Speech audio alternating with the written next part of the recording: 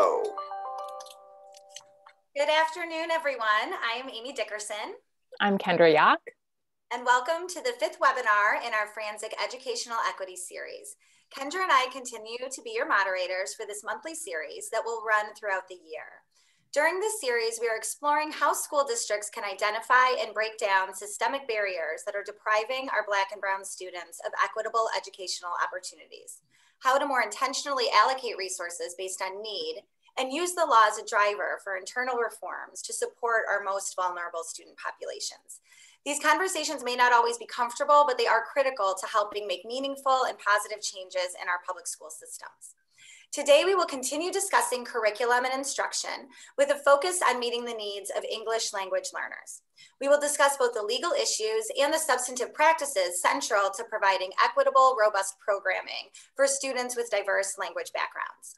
We are pleased to have with us our partner, Michael Hernandez, as well as Yesenia Sanchez, Chief Academic Officer at North Chicago School District 187, and Dr. Annette Acevedo, English Language Learner Program Director at School District U46. Welcome to you both, and thank you for joining us.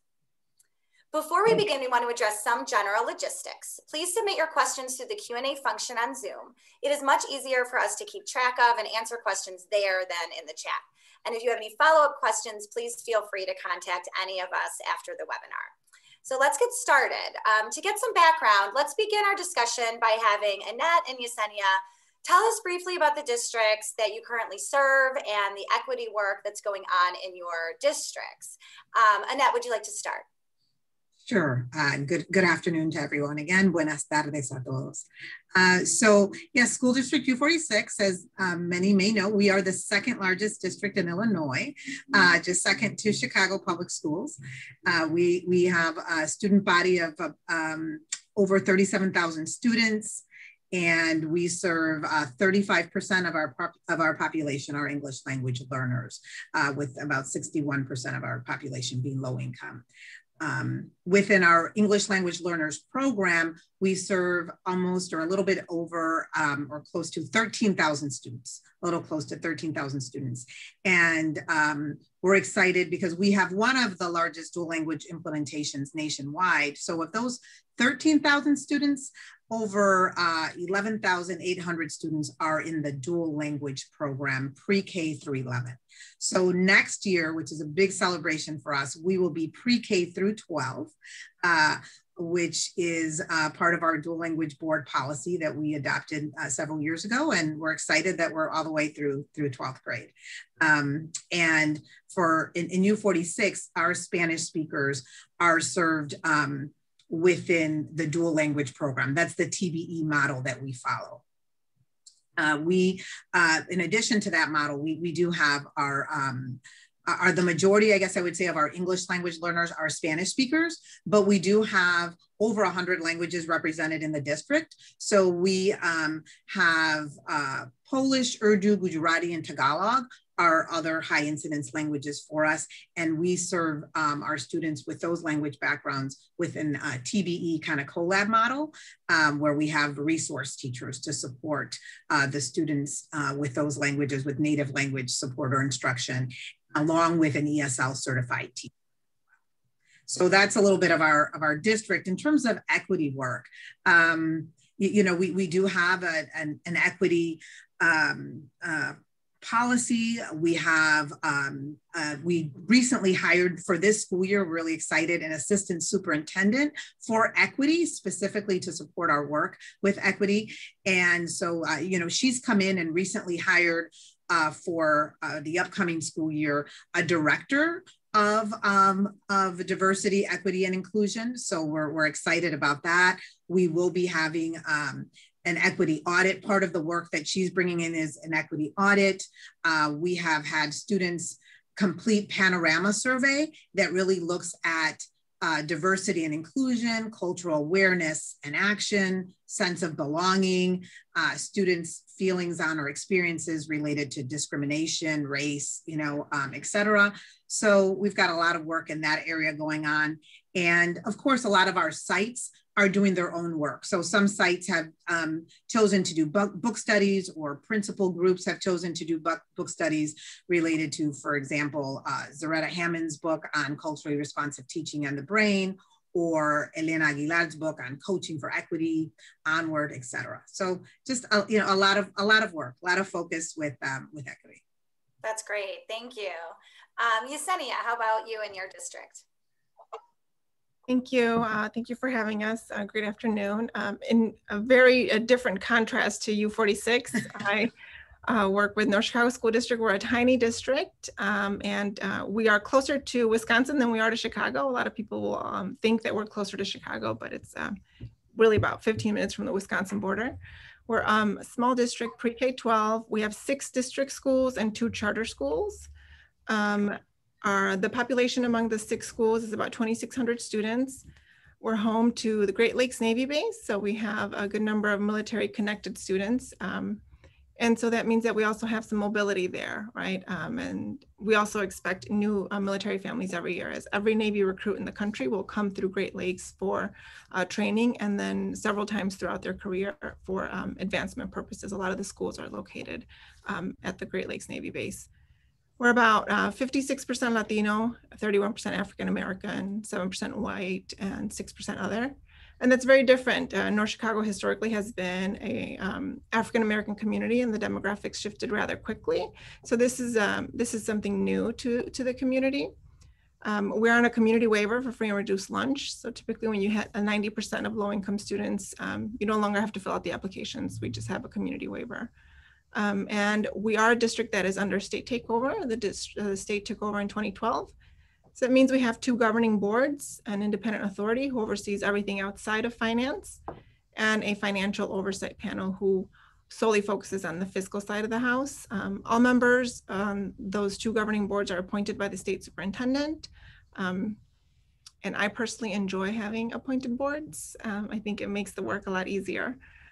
And the equity front, we've been exploring doing different things for a while, but this year we've really kind of dedicated to doing more than, we've been offering Beyond Diversity. I lead a culturally relevant teaching seminar based in Zaretta Hammond's work around brain research. And so that's something that will be offered annually moving forward. This is the first year that we're doing that.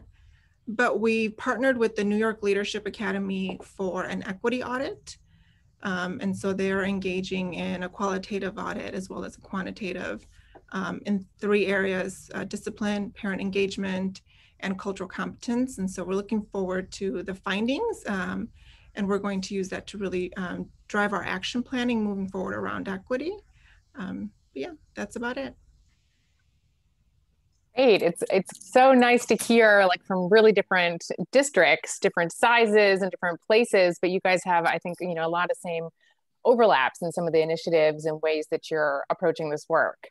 And you guys started to talk about your programming for your English language learners. And can you kind of dig in a little bit more and tell us about what those programs look like, in the, having both the English language and then also the dual language, and how kids are responding to those programs? Annette, do you want to start? Sure. Yes, as I mentioned earlier, so our elementary program is based off an 80-20 dual language program model for, as I mentioned earlier, in terms of falls under the umbrella of TBE, and that is the programming that we offer for our Spanish-speaking students who qualify for services. We also offer, as I mentioned earlier as well, ESL or TPI support for our students who speak another language. And, we have, for example, one site where we have over 30 elementary site languages represented, and that's the site that we have our resource teachers for Polish, Urdu, Gujarati, and Tagalog. At the middle school level, for dual language programming, we offer what's called a humanities block in Spanish. And so it's artes de lenguaje en español, or Spanish language arts, and social studies combined for our middle school dual language students. And this upcoming school year, we're excited that we're actually going to be able to offer an elective, PLTW elective in Spanish for our dual language students, if they would like. That's a choice that they have. And then at the middle school level, we also offer TPI ESL programming for languages other than, Spanish. And that is the same case for high school. We offer TPI programming. And then for our dual language program students, we have we've the content area, depending on the year of the students are freshmen, sophomore, junior, seniors, the content area is divided, and some students take content in Spanish, some in English, depending on, sorry, not the students, but depending on the school year. If you're a dual language student, you take different content areas in either Spanish or English. And I didn't specify, sorry, our dual language model is English, Spanish, dual language. And that's about it. Awesome. I think it's, how long have you guys had your dual language program and are really supporting not just, okay, let's switch and do English, but let's support your language development in both languages? Sure. We started our 80-20 model district-wide in 2011-12. Okay. So and each year we've been adding a grade level. So we started in 11-12 with pre-K through second for DL, what we call one-way programming, where for our students who qualify for English language learner services. And we started K1 for our DL2 programming, which is for our students, our programming that incorporates our monolingual or English dominant speaking students. Okay, great. Yesenia, how about you? We hope to one day have a program that'll go all the way through high school, but our dual language program is a baby. We just started it 3 years ago. So it runs from preschool through second grade. Next year it'll roll up to third grade. The program is two-way immersion that serves our EL students, and then those students whose parents would like them to acquire Spanish as a second language. And in our case, most of the students are African American. And then it is rolling up every year. Prior to the dual language program, our district had a historically early exit program. And so we know that that's not the best approach for our ELs, hence the shift over to dual language program. We do offer supports for the students who had been in that early exit program in terms of monitoring their progress, their growth. If they need to start receiving additional supports and services in middle school or high school, we do have that available to them now. And we've been working very diligently on what that programming is going to look like at the secondary level, so that when it gets there, because it'll get there before we know it, we're prepared. And so some of the things that we're really working to get ready on is staffing, trying to hire those secondary math and science, social studies teachers that are so hard to find. If we can find them now, we have approval from our board to hire extra teachers just so that we can get them ready and they can be prepared for those things. We don't want dual language to get there and us not have the staffing. So those are some of the things that we're doing proactively to make sure that our program is successful in the long run. That's great. We've heard obviously so much about the teacher shortage here in Illinois as well as nationwide. And so certainly when it comes to your particular, teachers and staffing for these programs, it's so critical. You both have touched on earlier, how your English language learning programs fit into your district's broader equity work, but maybe can you touch on and expand a little bit more about how your efforts to support students who are English language learners really fit into the broader equity work and plans in your districts? Annette, do you want to share your thoughts on that? Sure. Yeah, I think it really boils down to, access and opportunity. So, we want to make sure that, of course, all of our students have access to, strong core instruction related, tier 1 instruction. We follow SBLA practices. And so, one of the things we've been having a lot of conversations about, this year with our different teams is, for example, ensuring students have different opportunities to show mastery, that there's differentiation, especially in terms of, in support of our English language learners and their language acquisition. One of the things in terms of dual language programming, especially as we've moved up to the second level, is we want to make sure that our students continue to have access to rigorous coursework and, increased opportunities to be part of AP programming. And not just AP programming in terms of AP for, Spanish language or, the AP Spanish Lang course or the AP Lit course, but other courses as well. So, we've really advocated for that for our students. It is about shifting mindsets sometimes with, when you're working with schools and doing that. And so we still have work to do in that area, but we're, the advocacy is in place and we're going to continue to push for that. Of course, that equity, part of the equity work is recruitment practices, right? Diverse, trying to make sure we have a diverse workforce. And so we continue to work in that area. And we know that's a tough area that we have to continue to work on, every single day. As Yesenia said, I love it that, she talked about that they're willing to hire people ahead of time, because if you've got somebody, it's like, you don't want to let them go. And we've talked about that in our district as well, and have received support, in terms of, making sure we're hiring the people who can support the programming. Making sure that our curriculum reflects the student population, that we're really focusing on culturally and linguistically responsive pedagogy and practices. We have, as a department, been writing our Spanish language arts curriculum for, actually, since I've been in this role. So since 2015, we wrote Spanish language arts curriculum for 7th grade, 8th grade, 9th grade, and 10th grade. And making sure that, when we were writing that curriculum, we obviously had a representation of teachers across our programming who can support this writing, and then made sure that the resources we recommended were authentic in Spanish and, really representative of our students' identities. One of the things that we're super excited about that's going to our board very soon for approval is we've just finished writing a Latinx studies curriculum for our 12th grade students that is part of our Spanish language arts trajectory at the high school level.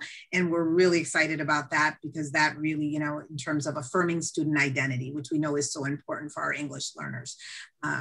One of the things we do that's part of our, I see as well as part of our equity work and exposing our students to AP exams and programming and ensuring that they receive college credit is we have all of our 9th grade dual language students as part of their ALE course. Actually, it's not even part of the AP Spanish Lang course, but we do it in 9th grade. We have them take the AP Spanish Lang exam as freshmen.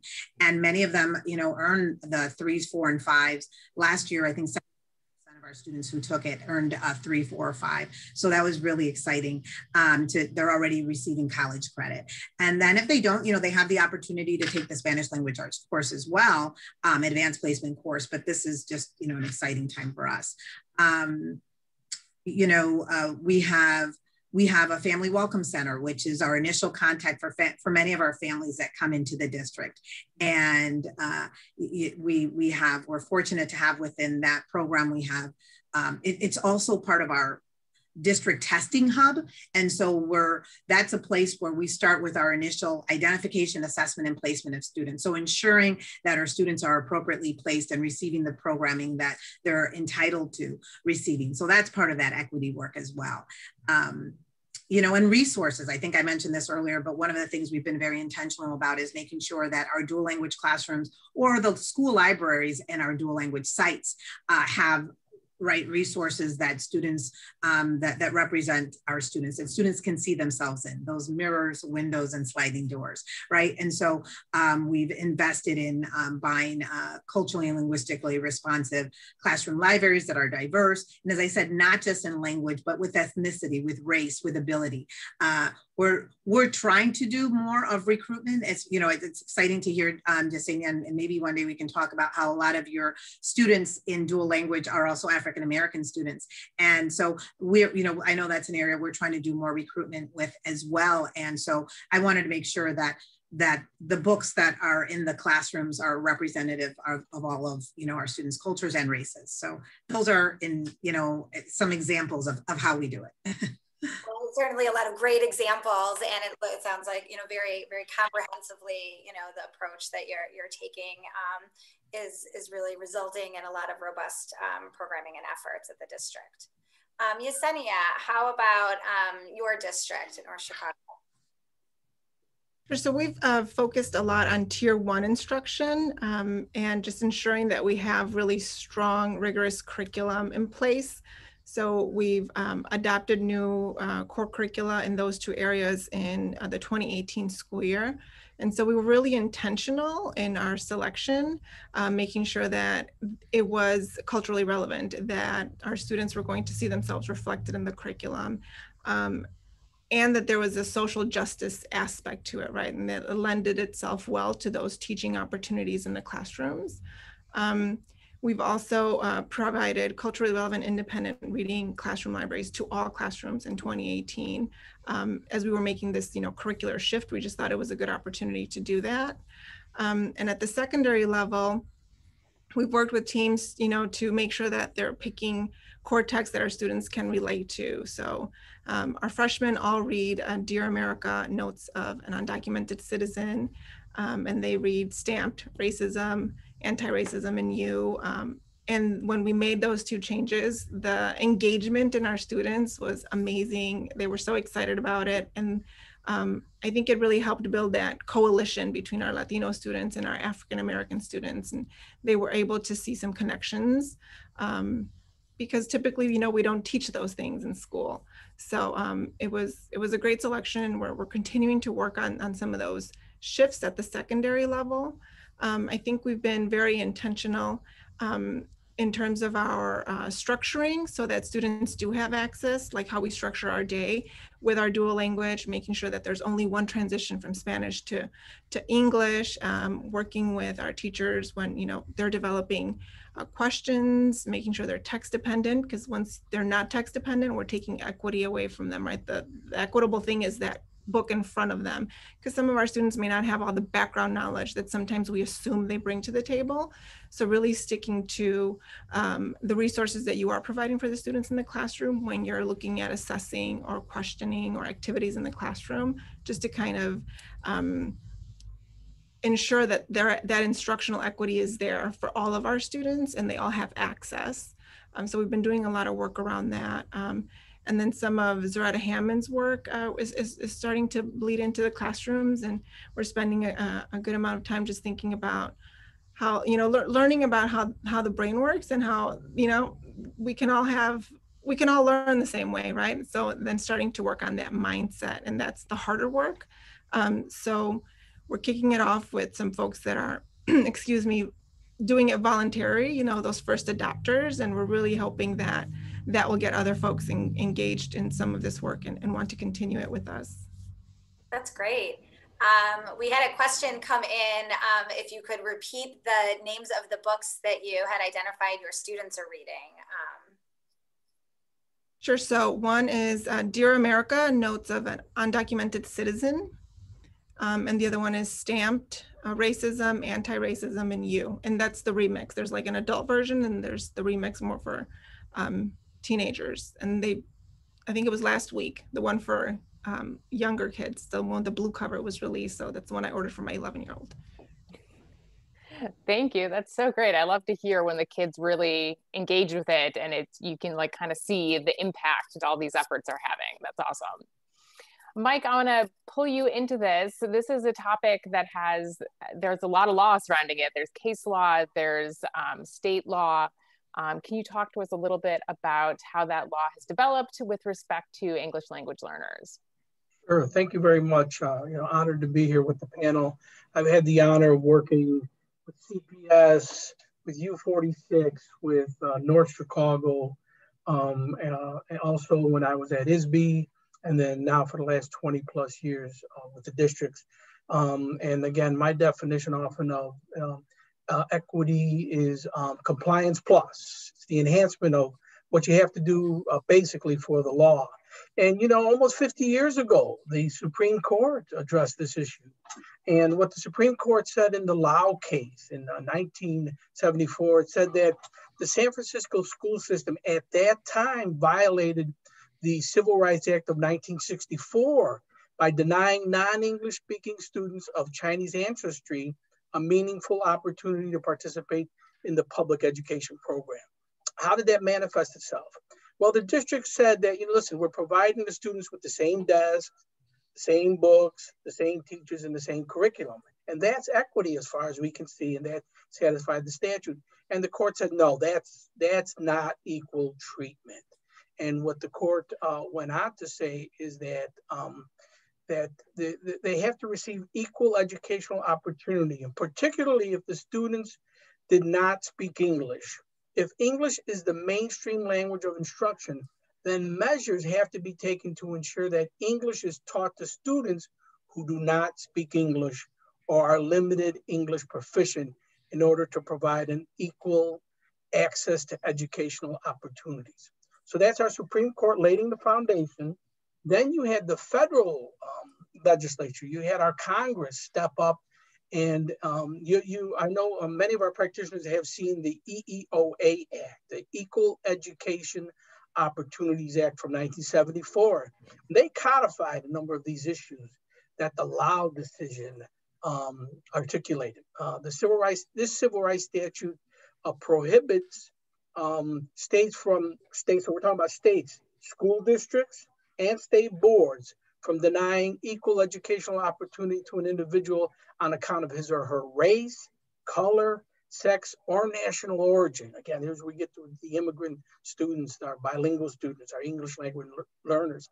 And the statute specifically prohibits states from denying equal educational opportunity by the failure of an educational agency to take appropriate action to overcome.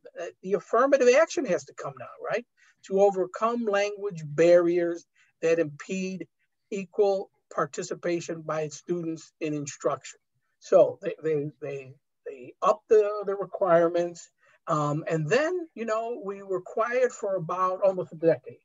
And many of these cases come out of Texas. The next two cases I'm going to talk about come out of Texas. But what about the programming? How is the programming effective?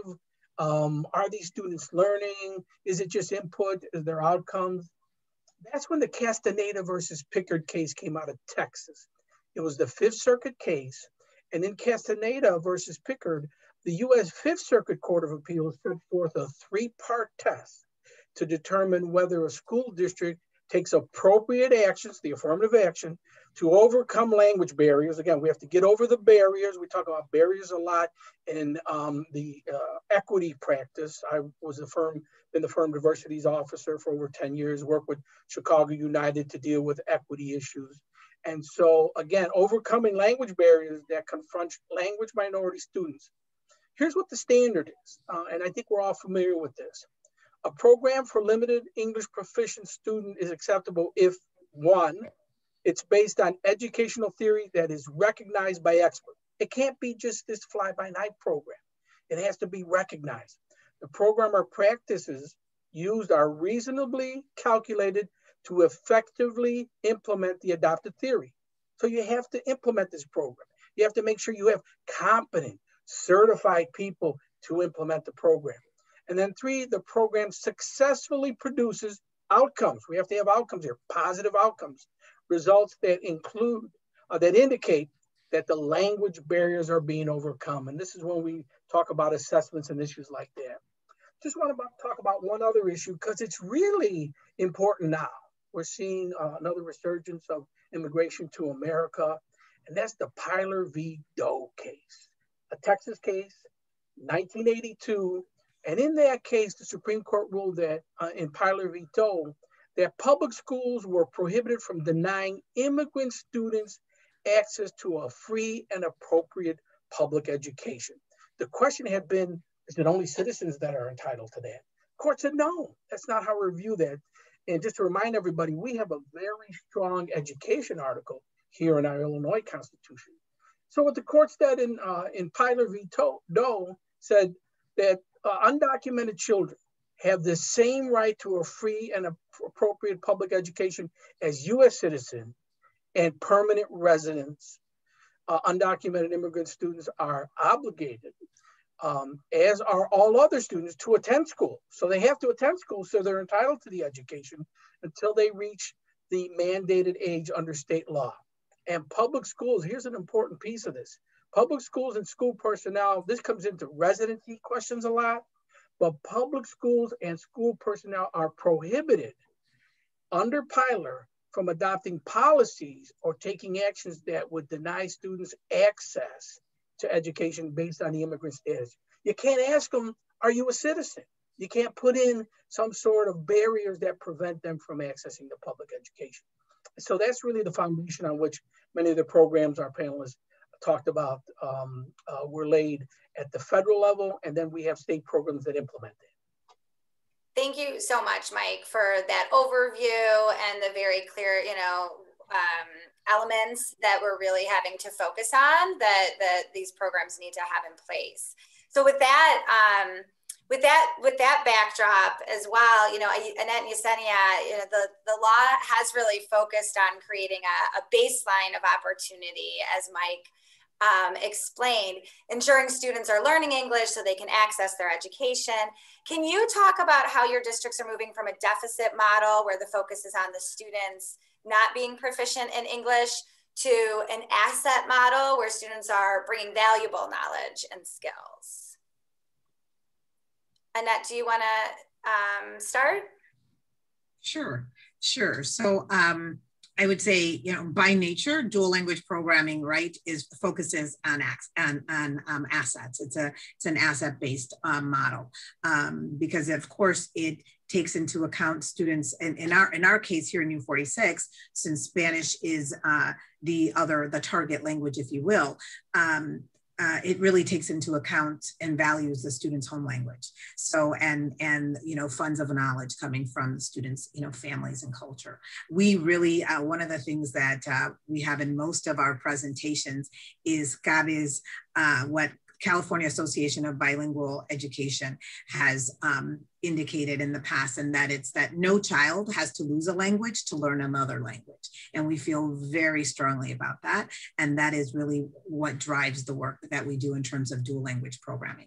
So that, as I said, is completely asset-based. And even at sites such as our Liberty Elementary, where I mentioned earlier, where we have our other languages besides Spanish, we, that TVE model or TPI, we recognize the value of home languages there as well. As I said, we have our, 4 resource teachers and we recognize the importance of incorporating that and using that to support learning and affirm student identity. So I think it's really just inherent in the programming that we have. Great, thank you. Yesenia? I think the asset mindset is something that we've been working not just with our EL population, but with all of our students. I think that's something that we've had to do just because of our current situation, right? I think historically, a lot of the things that led up to the state takeover meant that academics and student achievement was not a priority for the district. So in all of those years, achievement in the district really declined. And when I got here in 2017, reading proficiency at 3rd grade, according to MAP, was at 3%. In math, it was at 11%. We didn't have any curriculum that was aligned to Common Core standards. Our reading curricula was 17 years old. Our graduation rate was about 56%. And so there was this deficit mindset about all of our students, not just our language learners. And so we've worked really hard to start to make that shift when any adult interacts with any of our students. And so we've seen significant improvement. Our graduation rate is on track to be about 82% this year, which I think is amazing. As well as, improvements across the board in achievement.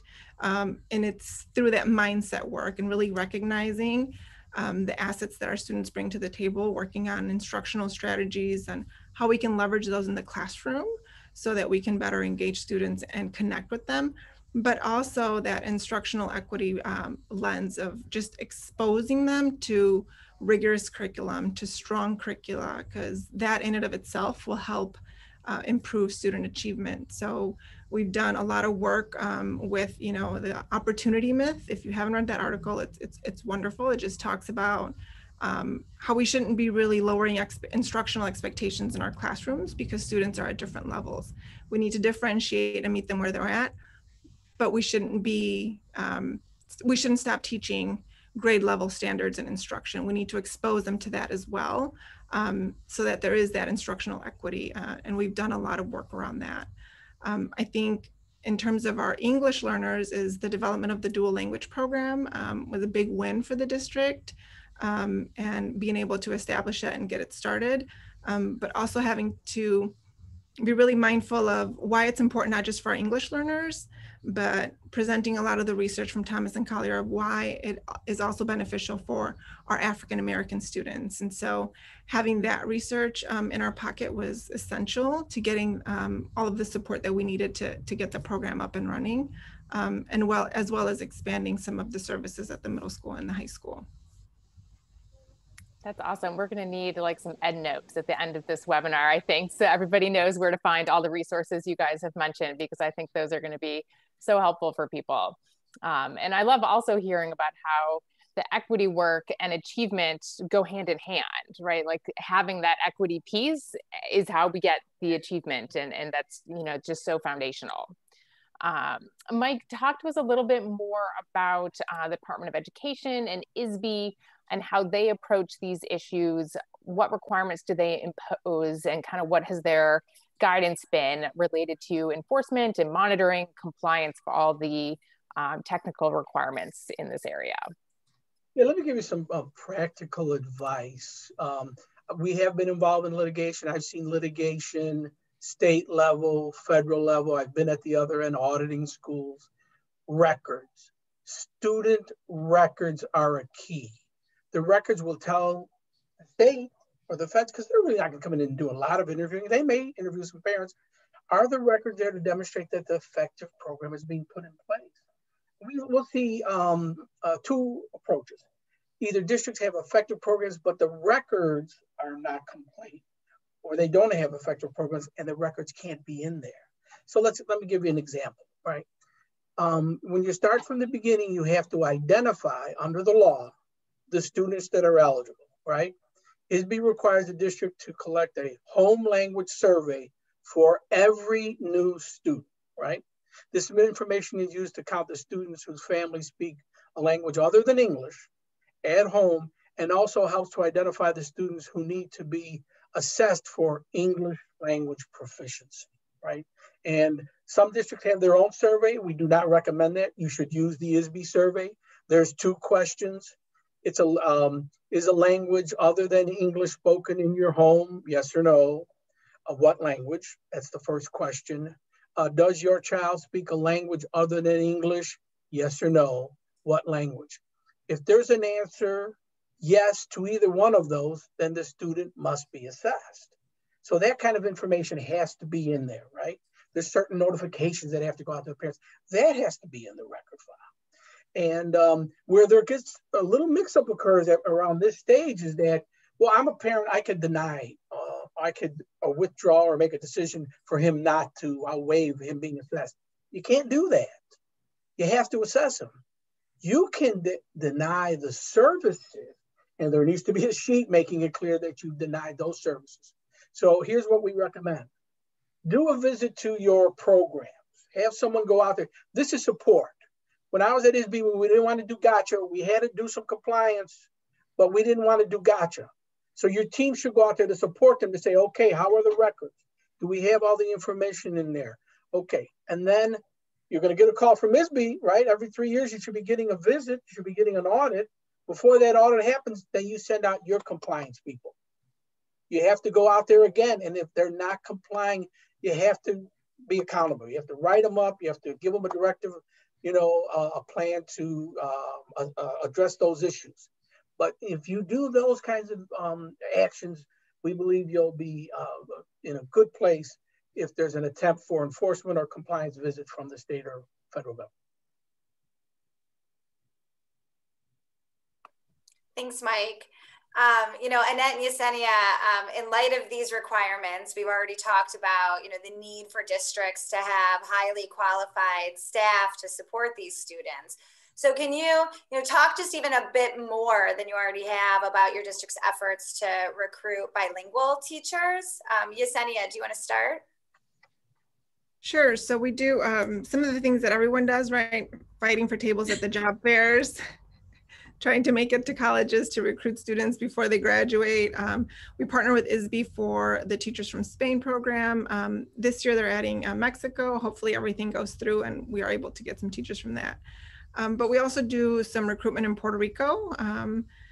And we've been very successful with that. And every year in finding a handful of teachers and then just providing the support when they get here so that they, you know, feel comfortable in this new environment. We're also very fortunate to receive one of the teacher residency grants that ISB issued last year. So we partnered with National Louis University and we recruited bilingual candidates to go through that residency program. You know, they go through classes, an intense amount of classes in the summer, some throughout the school year. Oh, I'm sorry. And then they start like their student teaching a second semester. And then by the end of the second year, they have their teaching license. And so we were successful in recruiting a good number of bilingual candidates for that residency program, as well as a relay program.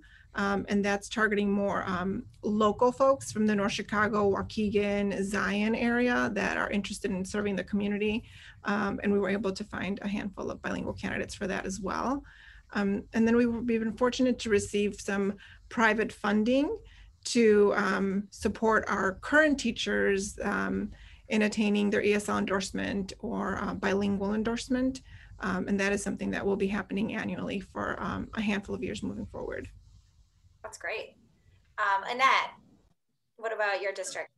Sure. So very, very similar to what Yesenia just shared. The job fairs, the college visits, the Spain Visiting International Teachers Partnership. Definitely looking forward to hearing about Mexico. We were excited about that because we know that if we were able to get some Mexican teachers, that would be representative of the majority of our student population. So that would be really exciting.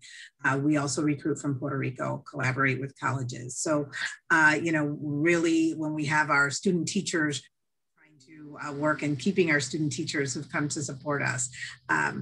Several years ago, we partnered with ISU on a kind of grow your own type of program. There was a grant, a federal grant, and we had over, I'd say, goodness, I want to say like at least 10 or more dual language bilingual teachers that came from that opportunity. They were mostly secretaries or paras or our homeschool liaisons, who are now serving in our classrooms and our phenomenal dual language teachers or ELL teachers. So that's really exciting.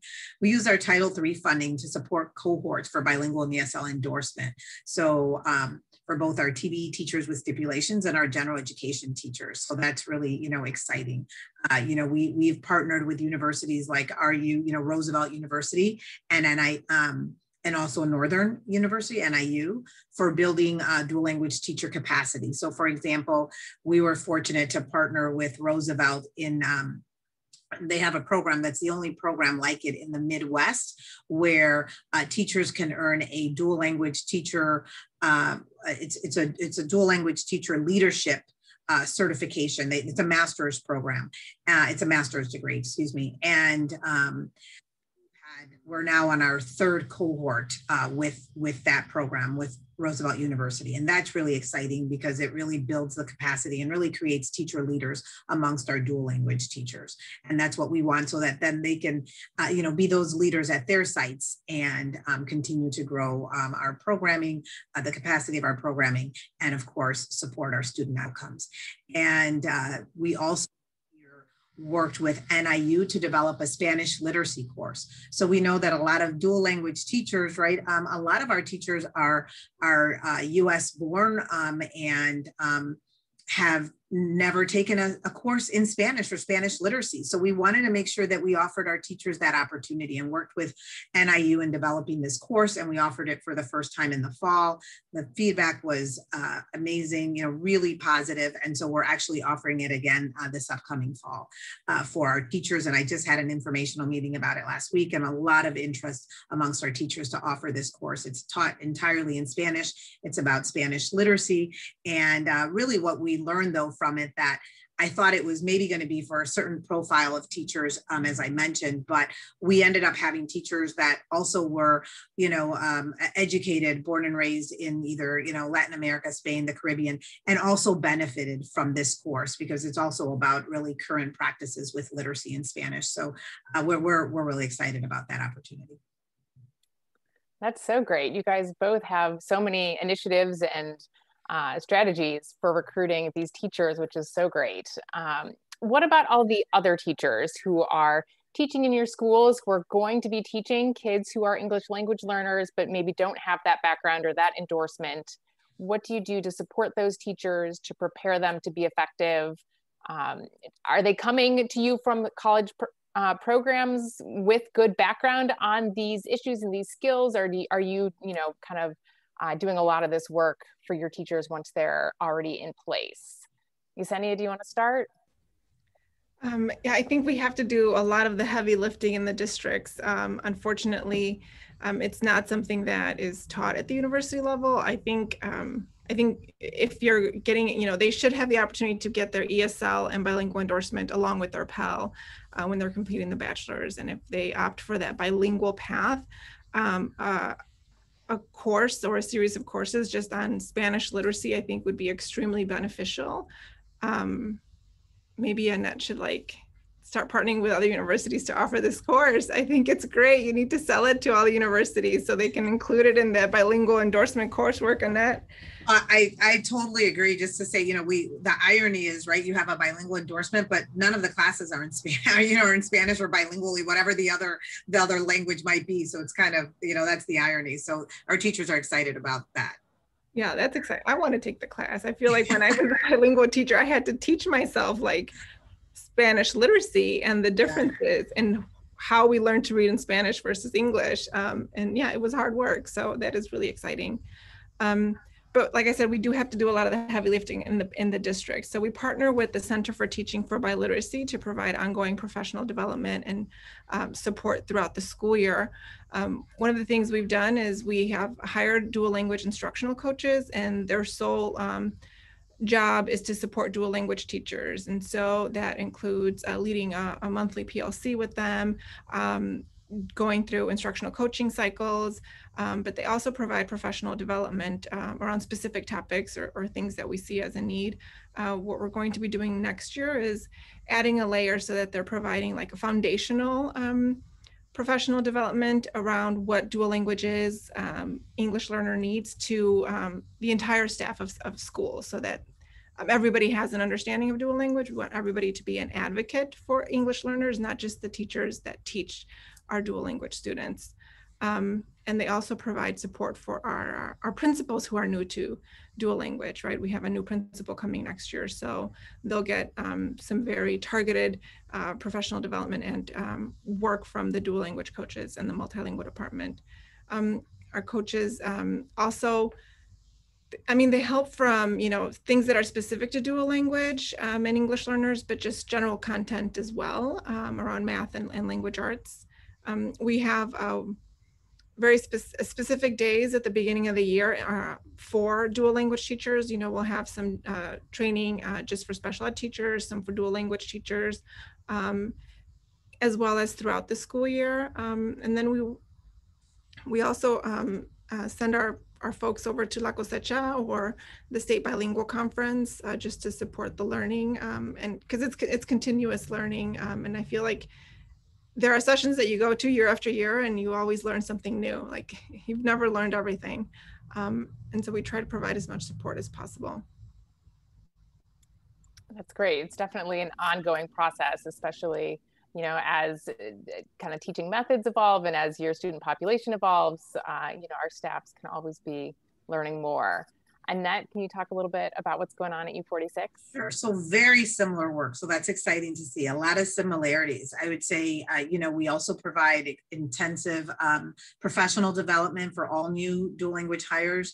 That's facilitated by our team, and as well as we bring in last year and this upcoming year, we're going to be bringing in the IRC to support a couple days as well. We've brought in for several years. We had dual language education of New Mexico come in, but with the pandemic, we had to switch things around, and we love working with the IRC as well. Phenomenal team at the IRC. And so, you know, we also provide just ongoing professional development for, you know, not only our EL teachers, kind of like what Yesenia said, you know, in compliance with the school code, but also, you know, we provide professional development. We're trying to be, you know, even more intentional for opening it for our general ed teachers, who of course are supporting our English learners. In a district like U46, it doesn't, you know, really matter if you are an EL teacher or not, or gen ed teacher, you are going to be working with English learners, with emergent bilinguals. So it really behooves us to make sure that we are supporting all of our teachers in the skills and the skill set necessary to support all of our students. So we do that, as I said, ongoing PD. We've PD WIDA as well. We had a couple years in a row where we were bringing in WIDA to really focus on the English language development standards and the Spanish language development standards. And as I said, dual language education, IRC. This year I brought in we did a series of professional development for our secondary administrators. And so we brought in Dr. Heineke and used her book, Understanding by Design, because we do our curriculum work is UBD, Understanding by Design. So we brought in and used her book that was purchased for all of the secondary admin. And read through that book, and then had Dr. Heineke and some of her colleagues come in, including Jay McTighe, to come in and provide professional development to our secondary admin on, you know, culturally and linguistically, you know, diverse, you know, working in a diverse classroom with UBD. We have coaches as well. We have coordinators that support, you know, site admin and teachers. We, as I said, have done the cohorts, and once again, with the cohorts that we do for like bilingual ESL endorsement that we've been able to provide, it's open to our gen ed teachers as well. So we have a lot of, you know, gen ed teachers who are interested in supporting students in their classroom. And so, you know, I would love it if we can continue to get, if all of our teachers were ESL certified at minimum, right? That would be ideal to serve all of our learners, because we know that the practices that they learn are essential for our English learners, but really best practices for all. So it's great if we could have all of our teachers do that. That would be a goal. Besides partnering with universities, what else have we done? We also send a group to La Cosecha every year. We've been doing that for many years now. We also participate in the Bilingual State Conference. And another thing we do, we've been having for a few years now an annual dual language teacher academy that we do ourselves. It's for teachers by teachers. And so we have our own teachers present and provide PD to their colleagues. And we often have keynotes, and we actually brought in Thomas and Collier one year to come in and present to our teachers, and that was really exciting. And we used their book about you know, dual language schooling and the importance of that, and we're able to provide that for our teachers as well, and for our parents actually, because we also had them come in and talk, and had them come in and talk to our dual language parent academy as well. And in terms of, you know, like Yesenia, I agree. I think the colleges, what colleges and universities really need to do is make sure that they're integrating this bilingual ESL endorsement for all of their teacher candidates. That would make all of our lives a lot easier if that was just common practice. And, you know, I'm just really excited as well that the state has adopted the, you know, culturally linguistically responsive standards. I'm hoping that that is going to also be a game changer for our pre-service teachers. Absolutely. And it's really just great to hear how in practice you're really implementing, both of you, these really whole school approaches to this work. You know, yeah, Annette, you touched a little bit on how you've had to shift some of the programming and professional development plans in light of the pandemic. Can you both briefly just touch on how the pandemic has affected your students who are English language learners, and what supports you've put in place this year, and what you found to have worked and what you are working on for the summer and fall, even if it's still in the works a bit. Annette? Sure. So I do recognize the time, so I will be brief. I mean, there's a lot of things we're doing, right, because of the pandemic. One of the big focus for us was, of course, looking at attendance and making sure students had, were coming to school, obviously had access to technology, had access to internet, looking at why students were coming, disaggregating the data. That was a big, start. And especially in terms of Ls, we did realize that most of our Ls chose distance learning. We did both hybrid and distance learning. Initially, I think like everybody else, we started distance learning and then I have offered both. But a lot of our English learners have chosen to remain in distance learning. So it's been continuous work in that area and really working with teachers on professional development.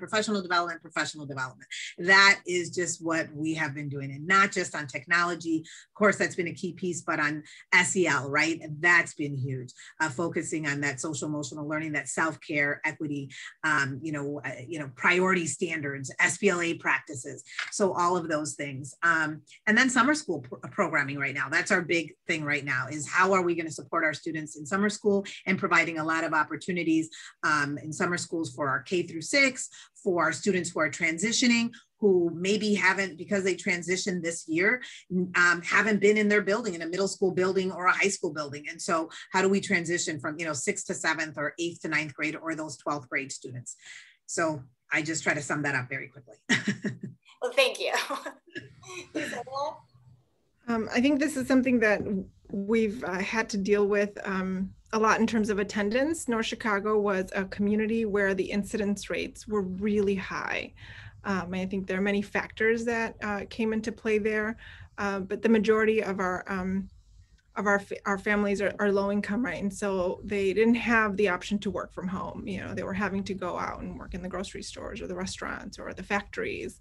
And so when we came back in a hybrid setting, a lot of our, not just EL families, but Latino families in general, were very reluctant to come back. And so we're trying to, we established an attendance task force that was visiting homes, meeting with parents and families, or what are some of the barriers that they were encountering to come back to school.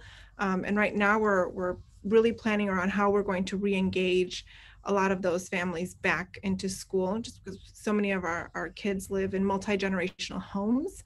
And so I think that a lot of our families are reluctant to send their kids to school because they have, elderly parents or grandparents living with them. And we've also seen a huge impact at our high school level, where a lot of our students, English learners, have had to support families, so have taken on full-time jobs or have had to become caregivers for their siblings. And so re-engaging them to come back to school is also something that is top of mind for us.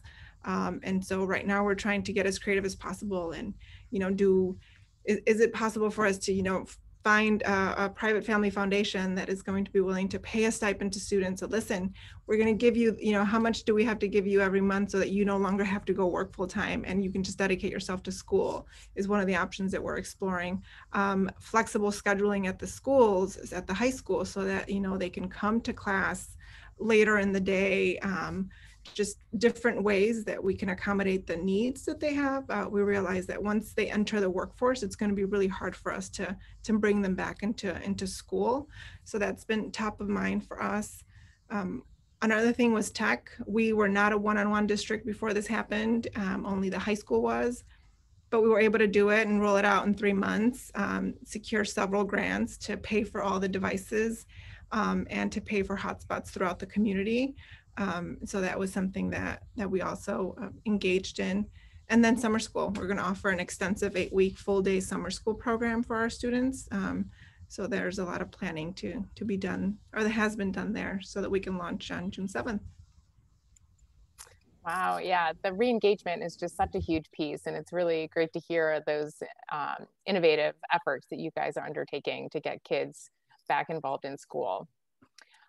Mike, can you talk a little bit about the particular issues that districts should be on the lookout for, risks, as well as, you know, where can they really be pushing this forward? Oh, you're still on mute. Apologize. Two quick questions that were in the chat. One is, what do you do with a student who needs to enroll in a program, doesn't have a social security number? This is post-education. They can get a tax ID number. They can get a TIN number. So if you have some SPED students that are in post-secondary programs or post-high school programs, they can do that. There was a question about gender equity, the new equity issue out there. Title IX is addressing that, and I know we're doing seminars on that.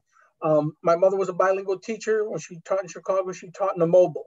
Facilities. Here's are the issues that they're going to look at of the future that you have to be careful with your bilingual populations. Facilities. Are they in equitable facilities? Do you have them in mobiles? Do you have them in older facilities? New population coming in. What's available? Well, let's put them in this building. The building hasn't been used. It doesn't have updated equipment. You have to be careful with that. Are you creating a transportation burden for this population as opposed to others by sending them across your district? Licensure. Do the teachers that are teaching them have proper licensure? Your SPED students, are they making sure you're having the proper translation of documents and meetings for the SPED student, for the parents? Access to gifted or advanced programs. They are entitled to have access and participate in those. And then overall inclusion.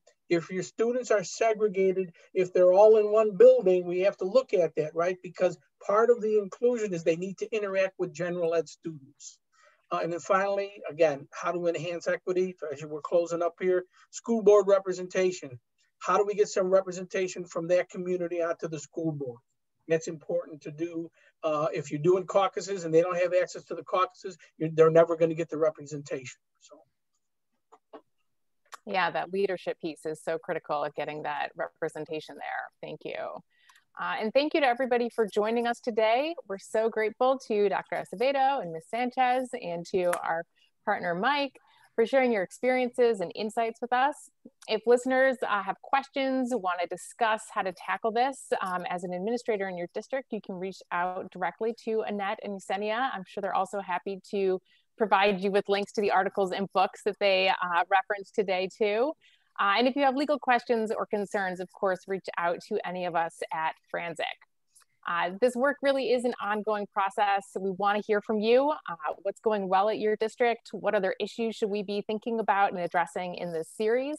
And please feel free to share this. The recording will be up on our website and it'll also be on our podcast. I hope everyone can join us again next month where we'll be focusing on special education issues. And so thank you to everybody for being a part of this effort and for the work you're doing to educate all students.